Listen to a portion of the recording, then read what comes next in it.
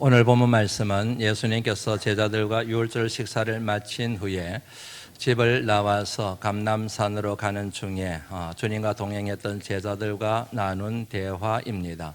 먼저 27절 말씀 같이 한번 읽어보면 좋겠습니다. 읽습니다. 시작. 예수께서 제자들에게 이르시되 너희가 이는 기록된 바 내가 목자를 치리니 양들이 흩어지리라 하였음이니라. 아멘. 이 말씀에 굉장히 충격적인 내용이 하나 나옵니다. 너희가 다 나를 버릴 것이다 하는 것입니다.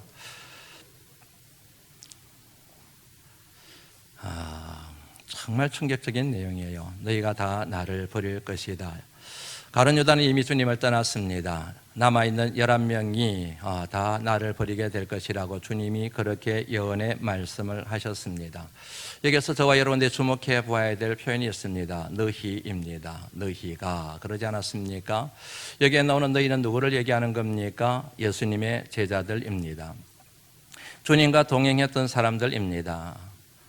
주님의 가르침을 받았던 사람들입니다. 주님을 통하여 훈련받았던 사람들입니다.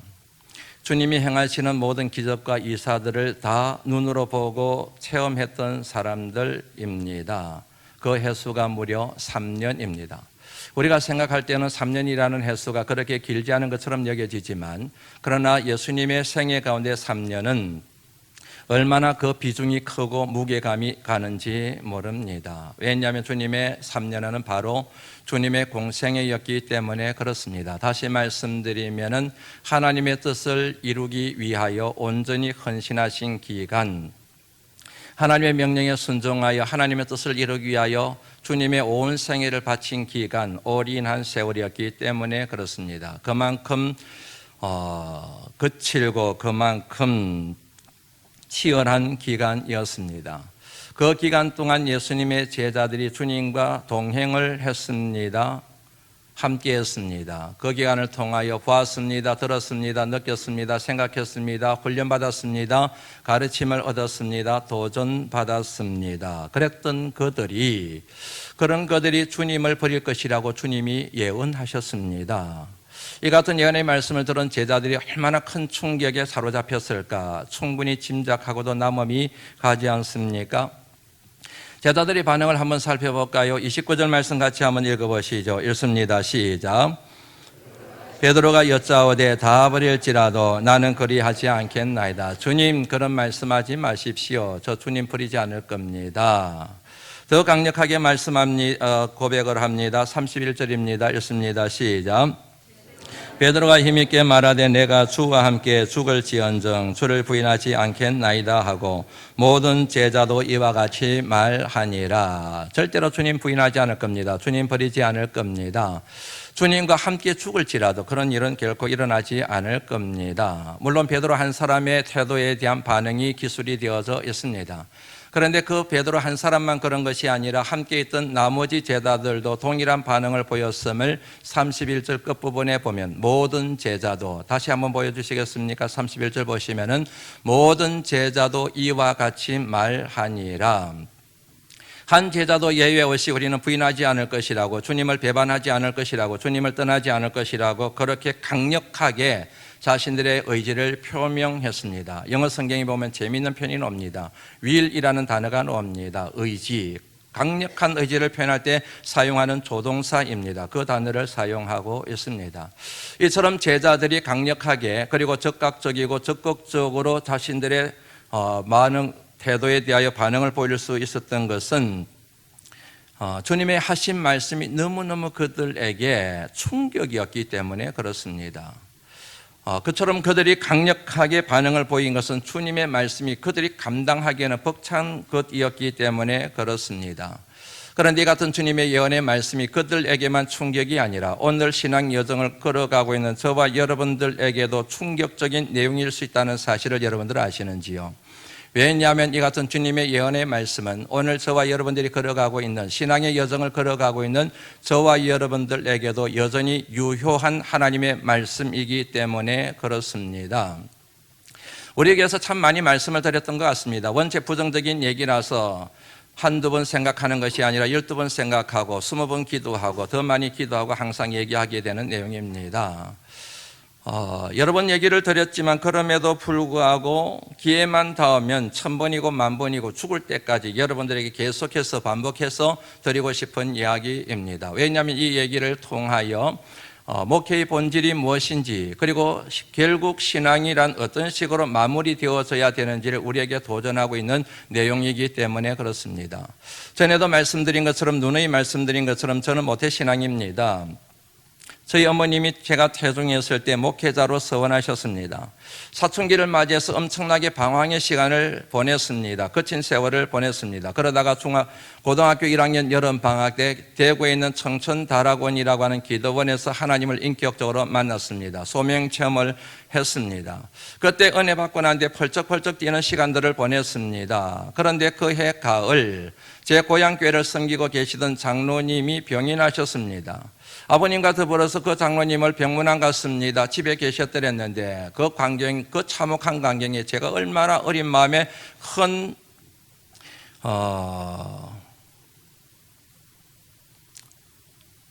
상처가 되었는지 모릅니다. 정말 많이 상처가 되더라고요. 장로님이 집에 계셨는데 좁은 방 안을 막 기어다니시면서 헤매시는 거예요.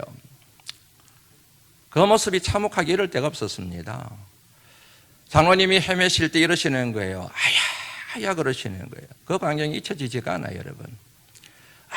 아야 그러시는 거예요. 너무너무 참혹하고 너무너무 불쌍하고 그랬습니다. 보다 못한 저희 아버님이 장로님께 이렇게 권면을 드렸습니다. 장로님, 하나님 찾으세요. 하나님 찾으세요. 그랬더니 저희 그 장로님께서 갑자기 소리를 푹 지르시면서 이렇게 말씀하셨습니다. 내 몸이 아파 죽겠는데 하나님은 무슨 하나님? 내 몸이 아파 죽겠는데 하나님은 무슨 하나님? 이렇게 연상해서 여러분 설명을 하면 이해가 되시겠죠. 내 삶이 바빠 죽겠는데 하나님은 무슨 하나님? 먹고 살기도 바쁜데 신앙은 무슨 개뿔 신앙? 먹고 살기도 벅찬데 기도는 무슨 기도 생활? 그렇게 생각하시면 쉽게 이해가 될 부분이, 내 몸이 아파 죽겠는데 하나님은 무슨 하나님? 존경받는 믿음의 어른이셨습니다. 장로님이셨습니다. 평생 신앙생활 하신 분이셨습니다. 새벽기도 빠지지 않는 분이셨습니다. 성경에 대해서는 얼마나 그리도 해박하시던지요. 정말로 교회 안팎으로 존경받는 장로님이셨는데 방금 은혜를 받고 펄쩍펄쩍 뛰고 있는데 장로님의 그 같은 말씀이 제게 얼마나 큰 충격을 주었는지 모릅니다. 그런 생각을 했습니다. 얼마나 아프시면 그런 말씀을 하셨을까? 얼마나 고통스러우시면은 그 같은 반응을 가지셨을까? 10분 이해를 하고 아무리 생각을 해봐도 저희 아버님이 그렇게 도전하시고 그렇게 권면했을 때 아야 그러다가 사람이지 않습니까? 아프다고 얘기할 수 있지 않습니까? 그런데도 불구하고 누군가가 얘기하면 옳은 것을 가르쳐주면 맞구나, 내가 그럴 것이 아니라 주님 그렇게 찾아야 되겠구나, 그렇게 생각하시고 마음을 바꿔서 주님 그렇게 찾아오면 얼마나 좋았을까? 그러면 얼마나 하나님께 영광이 되었을까? 그런 생각을 하게 되더라는 그런 얘기입니다. 저는 그분의 그 같은 반응이 진짜인지 아닌지 잘 모르겠어요. 그리고 그분이 천국 가셨는지 안 가셨는지 저도 잘 모르겠습니다. 그는 하나님께 해당되는 목이지 않습니까? 그럼에도 불구하고 참 어린 마음에 큰 깨달음을 얻었습니다. 목회의 본질에 대한 것입니다. 믿음의 결국에 대한 것이었다는 얘기입니다. 목회란 도대체 뭘까? 소명체험을 하고 하나님의 종이 되겠다고 결심하고 은혜에 사로잡혀서 펄쩍펄쩍 뛰고 있는 제게 하나님이 주시는 분명한 메시지가 있다는 사실을 어린 마음에도 깨닫게 되었다는 얘기입니다. 그때 제가 목회의 본질은 뭔가, 목회란 도대체 뭔가에 대한 해답을 어렴풋이 정리를 하게 되었습니다. 뭔가 한마디로 말씀드리면 하나님의 백성들로 하여금 이 땅에서 하나님을 잘 믿으시다가 괜찮다면 하나님의 은혜로 천국처럼 사시다가 영원한 천국에 잘 들어가시도록 돕는 것, 그게 바로 목회여야 되는구나. 설교를 하든 예배를 인도하든 아니면 말씀을 전하든 아니면 성경 공부를 인도하든 선교 사역을 하든 교육을 하든 무엇이든 하든지 간에, 신방을 하든 무엇을 하든지 간에, 상담을 하든 무엇을 하든지 간에 목회의 초점은 언제나 그 영혼이 예수 잘 믿게 만드는 것, 그리하여 천국 문턱을 쉽게 넘어설 수 있도록 그렇게 섬기고 돕는 것, 그게 바로 목회자의 사명이고 목회의 본질이고 목회의 방향이어야 되겠구나 하는 것을 깨닫게 되었다는 얘기입니다. 평생 신앙생활 잘했습니다. 직분을 맡았습니다. 봉사도 잘했습니다. 헌신도 잘했습니다. 새벽기도도 열심히 쫓아다녔습니다. 입술로 예수 믿는다고 그렇게 많이 말했습니다. 평생을 예수를 믿었어요. 그런데 마지막 순간에 나 주님 몰라. 내 몸이 아파 죽겠는데 하나님은 무슨 하나님? 나 예수 몰라. 마지막 순간에 인생을 마무리해야 될 그 순간에 하나님 품에 안겨야 될 순간에 그런 고백을 하게 되면 이 큰일이지 않습니까? 그 장로님의 사례만 해당이 되겠습니까? 지금까지 여러분 적지 않은 세월을 제가 목회했잖아요. 지금까지 목회를 하면서 참으로 안타깝고 불행하게도 이와 같은 유사한 경우를 제가 참 많이 경험을 했습니다. 어린 시절 교회 열심히 다녔습니다. 신앙생활 잘했습니다. 어린 때에도 불구하고 성령을 받았습니다. 그런데 더 이상 교회를 다니질 않아요. 더 이상 신앙생활을 하질 않습니다. 청년 때 그렇게 신앙생활 열심히 하던 사람, 교회학교 반사로도 봉사하고 찬양대원으로도 봉사하고 청년의 임원으로 섬기던 사람, 이유는 차치하는 겁니다, 여러분. 여하튼 그런 사람들이 더 이상 신앙생활을 안 해요. 하나님을 등지고 살아요. 자기의 마음속에는 하나님이 있다고 말하는데 누가 동의를 하겠습니까? 교회를 떠나 있는데 예배를 드리지 않는데 하나님이 언젠가는 불러주실 거라고 얘기하는데 그것만큼 여러분 지나친 낙관주의도 사실은 없는 겁니다. 부를지 안 부를지 어떻게 합니까? 심지어는 여러분 집사였는데 더 이상 집사가 아니에요. 나를 집사라고 부르지 마세요. 그렇게 얘기하는 사람들 주변에 여러분 조금만 눈을 돌려보면 찾을 수 있지 않습니까? 더더욱은 여러분 항존이었어요. 장로님이었어요. 권사님이었어요. 안수집사님이었어요. 그런데 믿음을 저버리고 살아가는 분들이 가끔씩 만나게 되는 것 여러분들 아시죠? 심지어는 목회자들 가운데서도 마지막 순간에 하나님 품에 안겨야 될 그 순간에 하나님을 부인하고 돌아가셨다는 그런 얘기를 심심치 않게 목회자들로부터 듣게 됩니다. 여러분들은 잘 못 들으시겠지만 6월절 식사를 하는 중에 주님께서 제자들에게 이렇게 말씀하셨습니다. 너희 중에 한 사람이 나를 팔 것이다. 가룟 유다를 염두에 두고 하신 말씀이었습니다. 그럼에도 불구하고 가룟 유다만 살짝 불러내서 가룟 유다에게 말씀하시고 책망하시고 꾸짖으시고 해결을 촉구하신 것이 아니라 창피스럽게도 우세스럽게도 나머지 11명이 있는 자리에서 주님이 굳이 그 같은 말씀을 하신 이유가 뭔지 아시지요? 오늘 보면 말씀에 그게 나와 있잖아요. 너희가 다 나를 버릴 것이다. 가룟 유다만 나를 버리고 가룟 유다만 나를 판 것이 아니라 너희들도 너희 11명들도 마찬가지로 여차하면 나를 팔고 도망갈 놈들이지 않느냐 하는 그런 얘기입니다. 이에서 여러분 우리가 정리해야 될 개념 잠재적 가룟 유다입니다. 잠재적 가룟 유다. 아직은 예수님을 팔지 않았습니다. 지금은 신앙생활 잘하고 있습니다. 제자로 살아가고 있습니다. 예배도 잘 드리고 기도도 생활도 열심히 하고 헌신생활도 열심히 하십니다. 그런데 여차하면 도망갈 사람들이 있다는 얘기예요. 여차하면 주님을 버리고 여차하면 주님을 부인할 사람들이 우리 가운데 혹은 고병호 목사도 그럴 가능성이 있다는 그런 말씀이지 않습니까? 여러분 누누이 말씀드린 것처럼 사람을 신뢰하시면 안 됩니다. 사람은 믿음의 대상이 아닙니다. 신뢰의 대상이 될 수가 없습니다. 사람은 그냥 섬김의 대상이요 사랑의 대상입니다. 그렇기 때문에 사람을 믿으시면 안 됩니다. 마찬가지입니다. 나를 절대로 믿으시면 안 돼요. 여러분 자신을 믿으시면 안 된다니까요. 여러분 하나님만 믿으시기를 주의 이름으로 축원합니다. 여러분 자신의 인생이 가룟 유다 같은 인생이 되지 않도록 잠재적 가룟 유다의 속성이 내게 있음을 깨닫고 결국 마지막 믿음의 경주에 결승점을 통과하여 그런 자에게 주심하고 약속하신 의의 면류관 생명의 면류관을 받아서는 그 순간까지 믿음을 지키기 위하여 끊임없이 여러분들 자신과 여러분의 자아와 실험하여 싸워서 승리하시는 하나님의 귀한 종들이 되시기를 주의 이름으로 축원합니다. 가룟 유다가 멀리 있는 게 아니에요. 내가 가룟 유다가 될 수 있다니까요. 의문이 생겨요. 아니 왜 도대체 그랬을까? 3년 동안 그 치열한 주님의 공생의 현장에서 보고 듣고 느끼고 그리고 훈련받고 교육받고 도전받은 게 한두 가지 아닐 터인데 그런데 어떻게 사람들이 이렇게 변질될 수가 있을까? 스승을 버릴 수가 있을까? 주님이 그렇게 따둑거리고 그렇게 강력하게 교훈을 했는데도 불구하고 어떻게 주님을 버리고 포기한다는 생각을 하고 실제로 그것을 실행에 옮길 수가 있었을까? 어떻게 그게 가능할까? 모든 이 같은 질문에 대한 답에 실마리를 제공하는 표현을 여러분들에게 하나 소개해 드립니다. 한마디로 말씀드리면 자기 내면에 존재하는 어두움을 청산하지 못했기 때문입니다.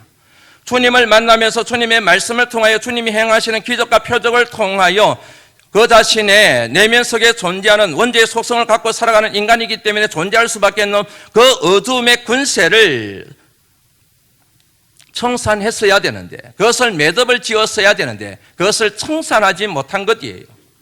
이 어둠은 저와 여러분의 내면에 존재하는 우리의 내면과 외면, 그리고 이성과 감정, 모든 신앙관과 가치관, 그리고 세계관, 저와 여러분들의 영성과 저와 여러분의 인격과 신앙을 송두리째 파괴해버리는 악한 힘, 이것을 일러서 어둠이라고 얘기를 할 수가 있습니다.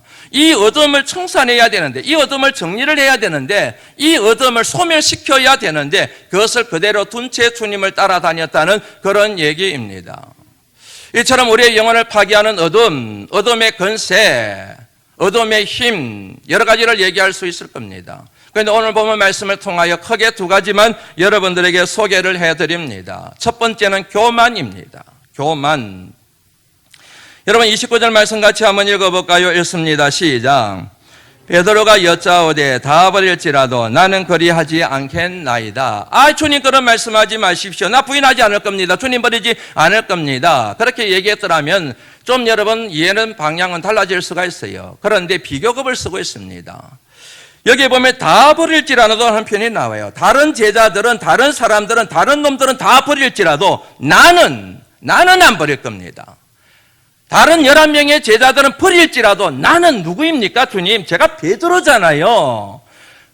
천국의 열쇠를 맡은 사람이잖아요. 제가 어떻게 주님을 버릴 수 있습니까? 다른 사람은 다 버릴지라도 나는 절대로 버리지 않습니다. 비교급. 다시 말씀드리면 자기 자신과 다른 제자들을 비교하여 그들의 수준과 내 수준, 그들의 격과 내 격이 전혀 차원이 다르다는 얘기를 지금 하고 있는 겁니다. 교만의 발로에서 나온 것이지요. 교만한 사람들에게 나타나는 특징 중에 하나가 뭐냐면 다른 사람보다 내가 낫다고 항상 생각하는 거예요.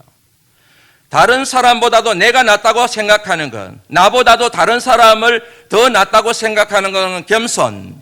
그런데 다른 사람들보다도 나는 더 낫다, 나는 더 잘한다, 나는 더 온전하고 정직하고 맑다, 이런 생각을 갖고 있는 사람이 바로 교만이지 않습니까? 지금 베드로의 태도에서 그것을 볼 수 있는 거예요.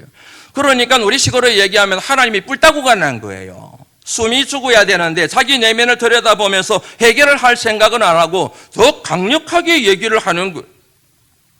한번 같이 해볼까요? 여러분 30절 말씀 한번 읽어보시죠. 시작. 예수께서 이르시되 내가 진실로 내게 이르노니 오늘 이 밤 닭이 2번 울기 전에 내가 3번 나를 부인하리라.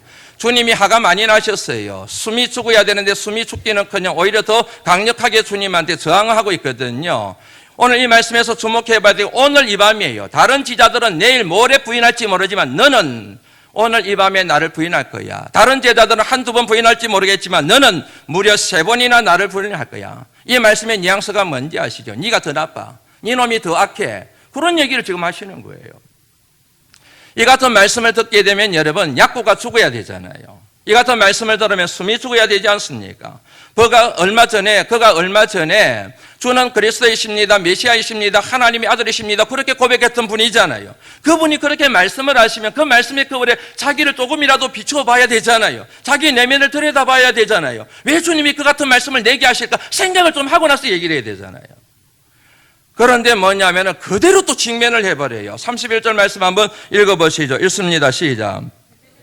베드로가 힘있게 말하되 내가 주와 함께 죽을지언정 주를 부인하지 않겠나이다 하고 모든 제자도 이와 같이 말하니라.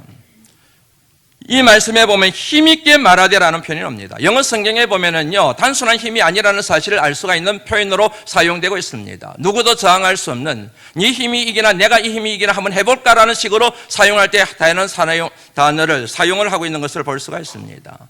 자신의 생각, 자신의 주장, 자신의 견해들, 자신에 대한 확신, 이런 것들을 주님께 그대로 밀어붙이려고 하는 그의 강한 의지를 엿볼 수가 있는 표현이 사용되었다는 그런 얘기입니다. 그래서 나온 표현이 뭐냐면 내가 죽을지언정 주님과 함께 죽더라도 나는 주님을 절대로 버리지 않을 것입니다 라고 그렇게 표현을 하게 된 것이지요. 마치 주님이 이기나 내가 이기나 한번 두고 볼까요? 이런 식으로 감정이 표현된 듯한 느낌을 갖게 만드는 그런 선언을 하고 있습니다. 왜요? 베드로가 지금 교만한 거예요. 교만이 하늘을 찌르는 그 같은 지금 상태에 이르러 있음을 우리가 이 말씀을 통하여 알 수가 있지 않습니까? 여러분, 교만의 속성들이 있습니다. 그 중에 하나가 항상 자기 확신으로 항상 넘쳐나요. 교만에 많은 속성들이 있는데 그 중에 하나가 자기 확신이 항상 넘쳐나요. 교만한 사람들의 특징이에요. 자기 생각은 언제나 옳다고 생각을 해요. 그리고 자기 판단은 언제나 정당하다고 생각합니다. 그래서 다른 사람의 생각에 귀를 기울이지를 않아요. 다른 사람의 말에 귀를 기울이지를 않습니다. 다른 사람이 아무리 충고를 하고 조언을 해줘도 그리고 가르쳐도 옳은 길로 안내를 해도 절대로 받아들이지를 않습니다. 그런 면에서 여러분, 이 같은 자기 확신이 가득 찬 교만한 사람들은 자아가 강하다고 얘기를 할 수가 있습니다. 자기만의 경관진을 만들어 놓고 그 속에 딱 들어앉아서 누구도 들어오지 못하게 만듭니다. 자기 생각 속으로, 자기 감정 속으로 누구도 용납하지 않습니다. 문을 열고 들어오려고 하면 들어오지 말라고 강하게 저항을 합니다. 밀쳐냅니다. 대적하게 됩니다. 경관진, 그런 사람들, 자아가 강한 사람들에게 나타나는 특징인 것이지요. 이 같은 자기 확신이 가득한 사람들은 언제나 그 문제가 되는 것은 왜 그러느냐면 이 같은 자기 확신이 의인의식으로 발전이 돼요. 의인의식. 감을 잡으셨으리라고 생각합니다. 이간 어떤 의인의식에 사로잡힌 사람들의 특징이 뭔지 아십니까? 자기를 부인하는 것을 힘들어해요. 자신이 얼마나 연약한 존재인지, 얼마나 자신이 부족한 존재인지, 자신이 얼마나 무능한 존재인지, 무지한 존재인지, 자기 자신이 얼마나 불완전한 존재인지를 인정하지를 않으려고 들어요. 가장 심각한 것은 뭐냐면 자신이 하나님의 은혜를 필요로 하는 죄인이라는 사실을 받아들이질 않아요. 이런 사람들의 특징이 있습니다. 한번 볼까요? 왜 그런가? 이유도 동시에 밝히고 있는 말씀이지요. 누가복음 6장 42절 말씀입니다. 읽습니다. 시작.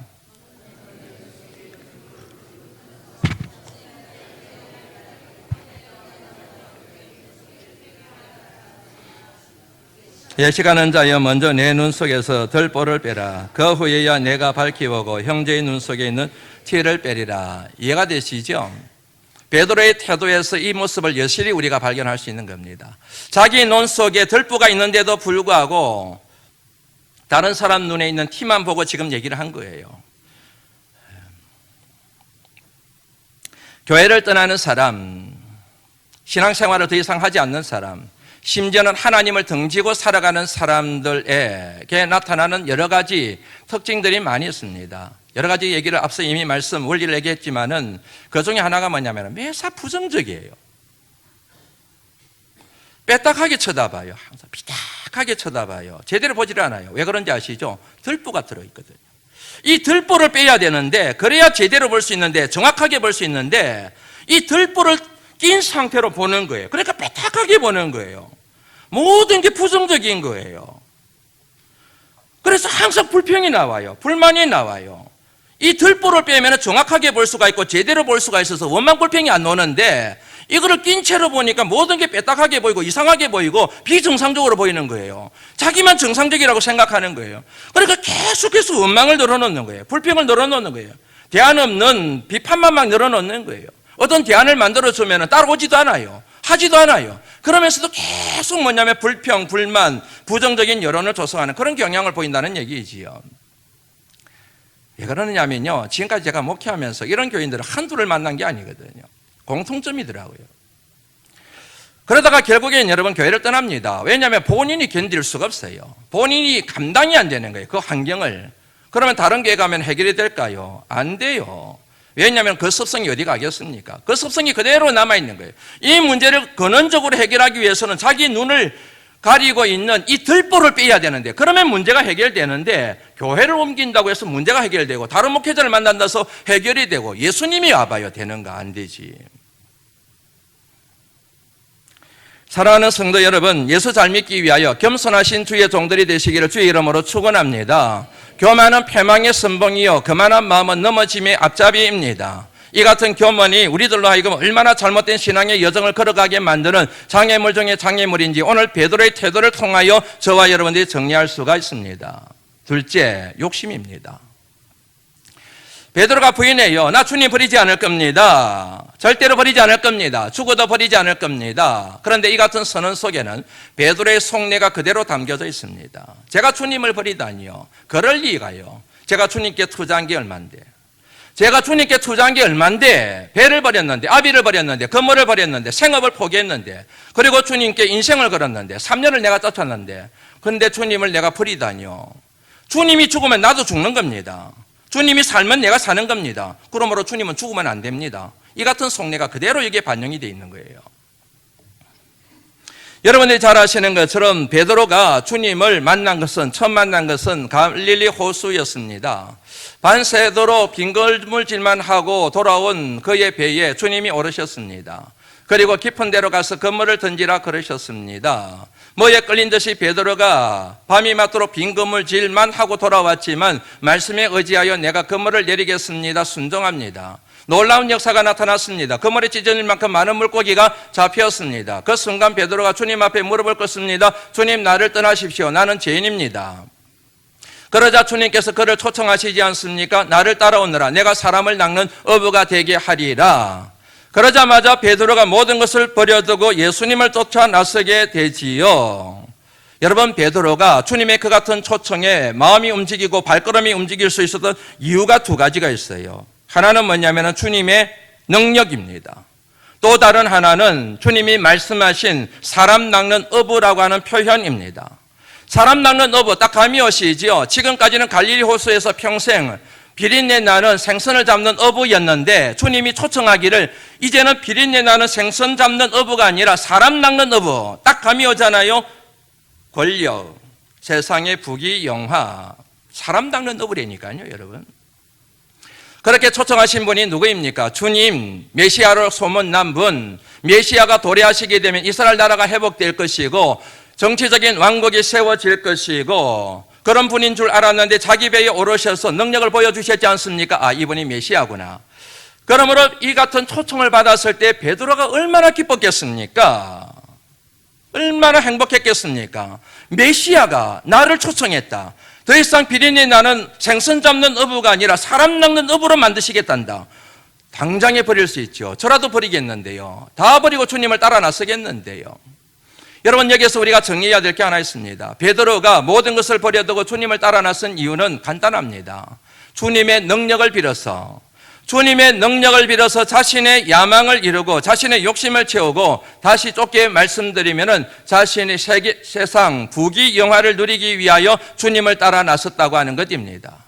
의외로 많은 목회자들이 베드로를 비롯하여 그의 형제들이 주님을 따를 때 버린 것을 가지고 대단히 치켜세우는 경향이 있습니다. 그럴 필요가 없다는 생각을 하게 돼요. 왜냐하면 그가 주님을 따른 것은 개인의 야망을 이루기 위하여 주님을 따른 것이지, 자신의 욕심을 채우기 위하여 모든 것을 버리고 주님을 따른 것이지, 주님의 뜻을 따라 그 주님의 뜻을 이루기 위하여 모든 것을 버리고 주님을 따른 것은 아니기 때문에 그런 것입니다.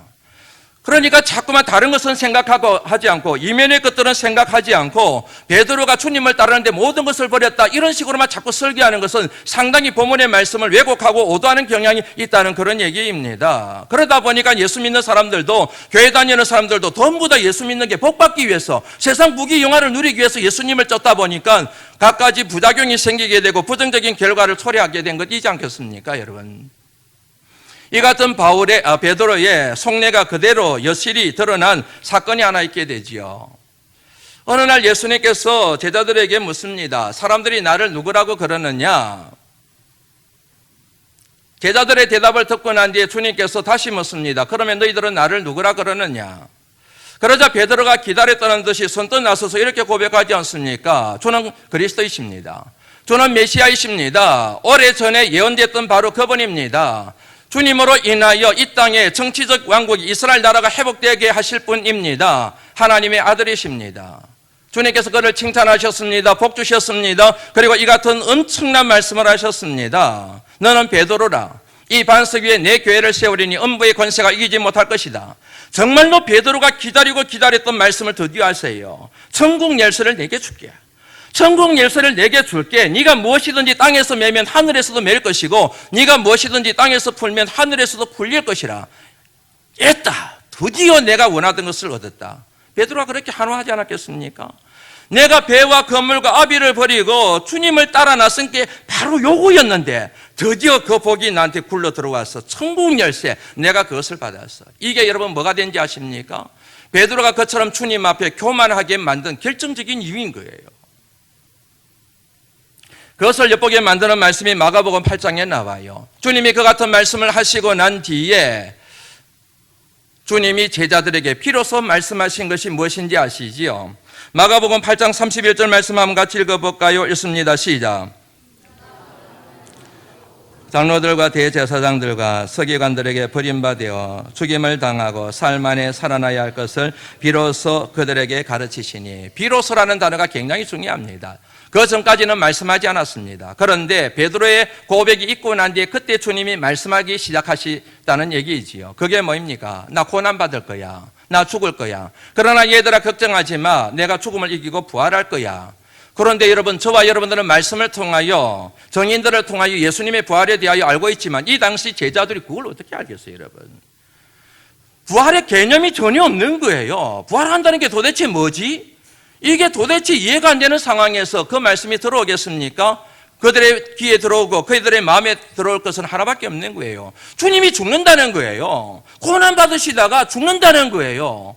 그러니까 제자 베드로가 생각했을 때 이게 지금 낭패가 난 거예요. 큰일 난 거예요. 천국 열쇠를 받았는데 이게 무용지물이 될 것 같은 느낌이 확 들지 않겠습니까? 그 천국 열쇠도 결국엔 주님의 능력이 있어야 그 천국 열쇠가 소용이 있는 것이지, 주님이 죽고 난 마당에 그 천국 열쇠가 뭔 소용이 있겠어요. 그래서 베드로가 급하게 주님을 가로막잖아요. 8장 32절 한번 읽어볼까요? 읽습니다. 시작. 붙들고 항변하는 거예요. 리지스트하는 거예요. 강력하게 대적하는 겁니다. 주님이 말씀하시는 그 말씀을 새겨보고 생각해보고 하는 게 아니라 주님 말씀하시자마자 그대로 치버린 거예요. 주님 그런 말씀하지 마십시오. 이런 것 있지 않습니까? 주님이 굉장히 화가 났어요. 한번 읽어볼까요? 33절 읽습니다. 시작. 베드로를 꾸짖어 이르시되 사탄아 내 뒤로 물러가라. 내가 하나님의 일을 생각하지 아니하고 도리어 사람의 일을 생각하는도다. 주님이 화가 나셨어요. 그리고 베드로를 아주 심하게 꾸짖었습니다. 그리고 뭐라고 말씀하셨습니까? 사탄아 내 뒤로 물러가라. 너는 하나님의 일을 생각하지 아니하고 사람의 일을 생각하는도다. 그렇게 말씀하셨지요. 하나님의 일은 하나님의 뜻을 얘기합니다. 하나님의 뜻은 하나님 나라가 완성되는 하나님 나라를 의미합니다. 하나님 나라는 주님의 고난과 죽으심, 부활을 통하여 완성되는 나라입니다. 사람의 일은 이스라엘 나라가 회복되는 것을 얘기합니다. 이스라엘 나라는 정치적 왕국입니다. 좁혀서 얘기하면 세상의 부귀영화를 얘기하는 것입니다. 더 좁혀서 얘기하면 한 개인이 이 땅에서 잘 먹고 잘 사는 것을 호의호식하며 살아가는 것을 얘기합니다. 주님이 이렇게 말씀하셨어요. 하나님의 일을 생각하지 아니하고 사람의 일을 생각하는도다. 굉장히 중요한 논리입니다. 하나님의 일을 생각하면 사람의 일을 생각하지 않게 돼요. 사람의 일을 생각하게 되면 더 이상 하나님의 일을 생각하지 않게 됩니다. 뭘 얘기하는지 아시겠지요? 하나님의 일과 사람의 일을 동시에 생각할 수가 없다는 얘기입니다. 함께 생각할 수 없다는 얘기입니다. 이 생각을 하든지 저 생각을 하든지 둘 중에 하나라는 얘기지요. 부자 청년이 예수님을 찾아왔습니다. 제가 어떻게 하면 영생을 얻을 수 있습니까? 계명을 지켜라. 그건 어릴 때부터 다 지켰는데요. 내게 한 가지 부족한 게 있다. 이게 재물이 많지. 그 재물을 다 팔아. 그리고 가난한 사람들에게 다 나눠주고 와. 그리고 나를 쫓아. 그렇게 말씀하셨습니다. 이 부자 청년이 주님을 따라왔습니까? 아니면 도망갔습니까? 다시 물어볼게요. 모르시는 건지 진짜 알면서 모른 척 하시는 건지. 이 부자 청년이 도망갔습니까? 예수님을 따라왔습니까? 잘 아시네요. 도망갔어요. 톡 껴버렸어요. 왜 그런지 아시죠? 주님이 하신 말씀, 그 말씀의 렌즈를 통하여 이해를 할 수가 있습니다. 하나님과 물질을 겸하여 섬길 수 없느니라. 하나님을 섬기게 되면 물질을 멀리하게 됩니다. 물질을 초계같이 버릴 수 있는 용기가 생기게 됩니다. 그런데 물질을 섬기게 되면 하나님을 더 이상 섬기지 않게 됩니다. 하나님의 일을 생각하면 더 이상 사람의 일을 생각하지 않게 됩니다. 사람의 일을 생각하게 되면 하나님의 일을 더 이상 생각하지 않게 됩니다. 하나님 나라의 소망을 두고 살아가게 되면 이 세상의 부귀영화에 더 이상 소망을 두지 않고 살아가게 됩니다. 예수 그리스도 그분을 삶의 주인으로 모시고 살아가게 되면 더 이상 이 세상에 썩어질 것들에 미련을 두거나 집착하는 일을 하지 않게 됩니다. 하나님의 일을 생각하지 않고 사람의 일을 생각하는 사람을 일러서 하나님의 사람, 하나님의 자녀, 예수 그리스도의 제자라고 말합니다. 그런데 하나님의 일을 생각하지 않고 사람의 일을 생각하는 사람을 일러서 주님은 사탄이라고 얘기했습니다. 사탄의 종이 된다는 얘기지요. 많은 사람들이 그러고 있습니다. 그리고 제자들이 그랬습니다. 왜요? 욕심 때문에. 이미 예수님을 따라 났을 때는 모든 게 계산이 서 있었던 거예요. 주님의 능력, 사람 낚는 어부, 세상 부귀 영화, 이걸 때문에 주님께 투자를 했는데 배를 버리고 안비를 버리고 모든 것을 버리고 주님을 따라 나섰는데 주님이 죽겠다고 하니까 이게 지금 가당치가 않는 거예요. 결국 주님이 죽게 되면 나도 떠나게 되고 버리게 된다는 사실을 이 내용을 통하여 우리가 정리를 할 수가 있게 되지요. 저와 여러분들이 섬기고 계시는 우리 바람반석교회는 대한예수교 장로회 통합측에 속한 교회입니다. 올 9월 달에 우리 교단총회에서 참으로 부끄러운 결정을 했습니다. 감을 잡으셨죠? 목회 세습입니다. 모 교회 세계에서뿐만 아니고 우리 대한민국뿐만 아니고 세계에서 대형교회에 속하는 그 교회 원로 목사님이 아들에게 교회를 세습한 것입니다. 그것 때문에 교회 안팎으로 난리가 났습니다. 이 자리에 그것 같은 일에 대하여 동의하는 분들이 계실지 모르겠지만 단도직입적으로 말씀드립니다. 틀렸습니다. 옳은 일이 아닙니다. 목회자의 한 사람으로서 여러분들에게 정말로 죄송하게 생각을 합니다. 제가 방금 전에 이런 표현을 썼습니다. 부끄러운 결정이라고 말씀을 드렸습니다. 왜요? 그 같은 결정이 옳은 결정이 아니기 때문에 그렇습니다.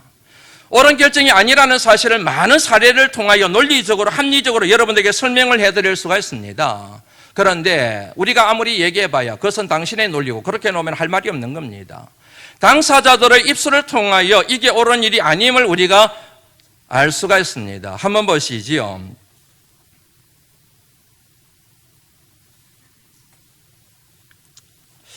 2001년 4월 19일 유럽 선교사대 지금으로부터 18년 전에 김사만 목사님, 당사자인 김사만 목사님이 설교를 하셨는데 그 설교 내용 중에 이런 게 나옵니다. 지금으로부터 18년 전입니다.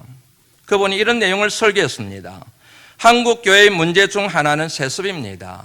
한국교회의 문제를 세습이 한국교회의 문제라고 인지하고 그것에 대하여 생각을 표현했음을 알 수가 있습니다. 물론 세습이 성서적으로 잘못된 것은 아닙니다. 그러나 한국에서 벌어지는 세습에는 문제가 있습니다. 제 얘기가 아니에요. 김사만 목사님 얘기입니다. 설교 시간에 한 겁니다. 사담을 한 게 아닙니다. 그냥 몇 사람이 모여서 얘기 나누는 중에 한 게 아닙니다. 주님의 이름으로 선포되는 설교 내용 속에 이 내용이 그대로 들어가 있었다는 사실을 여러분들 주목하셔야 된다는 얘기입니다. 설교가 뭡니까? 하나님의 말씀을 대언하는 것이지 않습니까? 100명, 200명 성도의 교회에서는 세습을 해도 큰 문제가 되지 않습니다. 엄청난 부와 권세를 가진 대형 교회가 왕실처럼 대를 이어가려는데 문제가 있습니다. 본인이 너무너무 잘 알고 있던 얘기예요. 주의 종으로서 최선을 다하여 사명을 감당한 후에는 내려와야 합니다. 본인이 직접 한 얘기예요.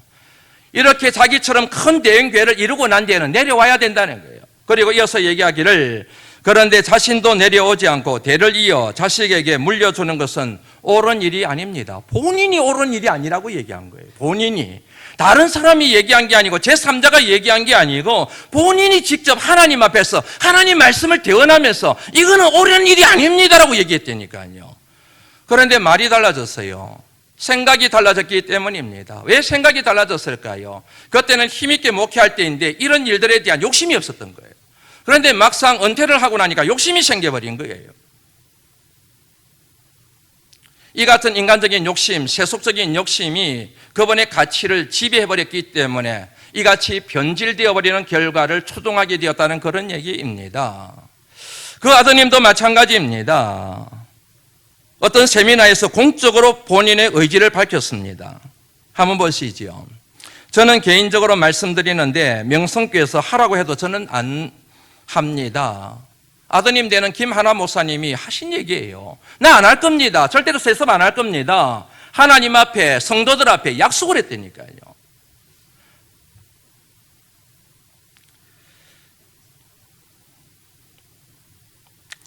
그런데 아시는 것처럼 우리 교단 총회는 법이 있습니다.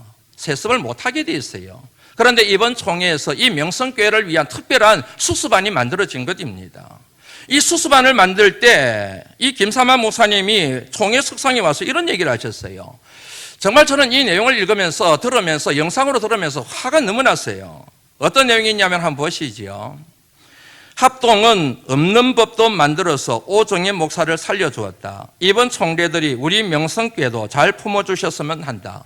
합동측 교단에서 오정의 목사님을 살리기 위하여, 사랑의 교회를 살리기 위하여 없던 법도 만들었다.